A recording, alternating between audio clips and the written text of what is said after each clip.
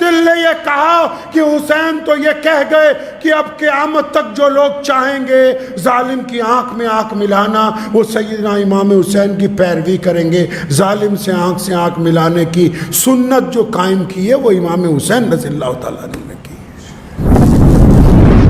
اللہ اکبر.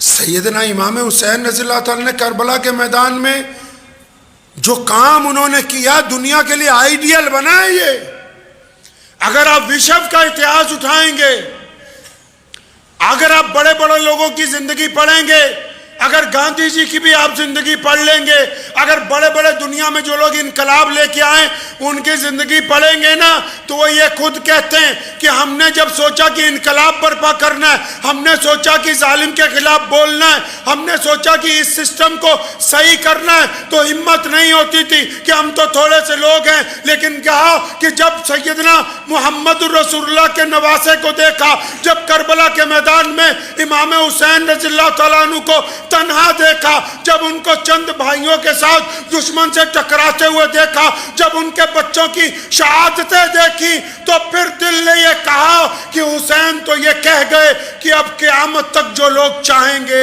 ظالم کی آنکھ میں آنکھ ملانا وہ سیدنا امام حسین کی پیروی کریں گے. ظالم سے آنکھ ملانے کی سنت جو قائم کی ہے وہ امام حسین رضی اللہ تعالیٰ عنہ نے کی. چمچا گیریوں کی سنت نہیں، خوشامد کی نہیں، صلح کی نہیں. بتھیروں نے آ کے کہا کہ کچھ نرمی کیج کر لیجئے، کوئی دوسرا راستہ نکال لیجئے.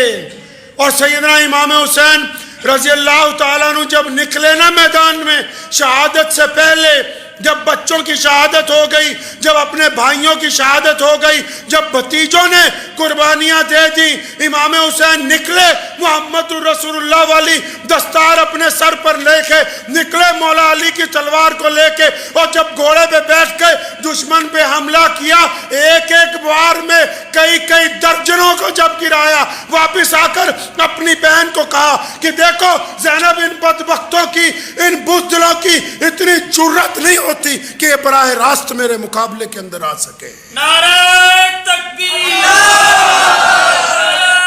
تکبیر، نعرہ نبوت، ختم نبوت، نعرہ تکبیر.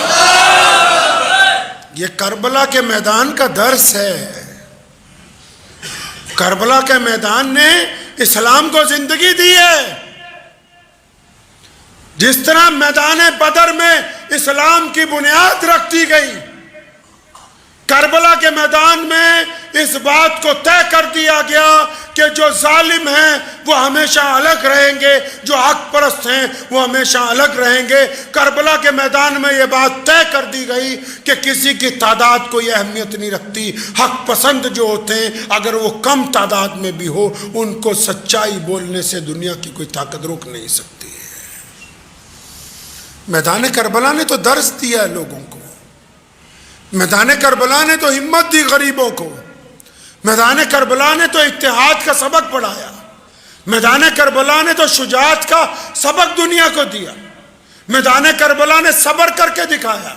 میدان کربلا نے بتایا کہ بھوکے پیٹ بھی کیسے خدا کے راستے میں لڑا جا سکتا ہے. اور میدان کربلا نے قرآن کو قیامت تک کے لیے اور رسول اللہ کے پیغام کو قیامت تک کے لیے محفوظ کر دیا. محفوظ کر دیا. سیدنا امام حسین رضی اللہ تعالیٰ عنہ کی شہادت، ان کے بھائیوں کی، ان کے بیٹوں کی، ان کے بھتیجوں کی، ان کے دوستوں کی، ان کے ساتھیوں کی شہادت، آج بھی جائیں گے نا تو کربلا کی مٹی سے ان کی شہادت کی خوشبو آتی ہے. کوئی نہیں جانتا آج ان ظالموں کو. کچھ لوگ ان ظالموں کو صحیح بتانے کی کوشش کرتے ہیں. ایک بات ہمیشہ یاد رکھو, جو محمد رسول اللہ کا گھرانہ ہے اور جو رسول کریم صلی اللہ علیہ وسلم کی ذات مبارکہ ہے اور جو سیدنا فاطمۃ الزہرا کے لال ہیں اور جن کو دنیا نے امام حسن و حسین کے نام سے ہمیشہ عزتیں بانٹی ہیں, قیامت تک جتنی مرضی ظالموں کے مقابلے میں دلیلیں لا سکتے ہو, قیامت آ سکتی ہے, دنیا کا کوئی بھی ظالم امام حسین کی جوتی سے اڑتی ہوئی خاک کے برابر بھی درجہ حاصل نہیں کر سکتا ہے. مجھے امید ہے کہ آپ کو یہ ویڈیو پسند آئی ہوگی.